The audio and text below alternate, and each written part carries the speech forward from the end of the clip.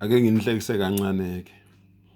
Kuthiwa ke umlisa othize wathi uyafika endlini ebuye emsebenzini. Unkosikazi wathi naku ukudla baba. Wathi hayi khulileka nkosikazi. Namhlanje angiyimiselanga ukuthi ngidle la endlini. Uzokuvala ngizokudla kusasa ukudla kwami. Kunemadlana nje ethize enginayo. Ngisayikhipha la ngisayodla lapha kwa my second wife's house. Uyodlaphi baba? Kwa my second wife's house. Kuthiwa lo baba loyo akalindwanga ukuthi achaze ukuthi my second wife's house igama lethilumi le ayodla kulo. Kuthiwa kumanje udla ngamapayipi esibhedlela.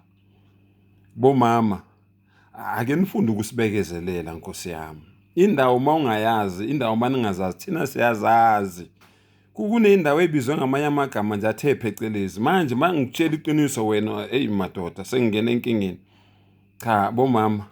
Nani bobaba nani ngokunjalo. Ngoba kuthiwa umunye umama naye wathi mangabe bethandaza nomyeni wakhe. Umyeni wakhe wathi God of heaven, God of mankind, I'm asking you for your mercy and for your grace and for your harmony. Amen. And then umama naye waqala wathandaza. Our Heavenly Father, I am asking you for Jabulani, for Paul, and for Steve.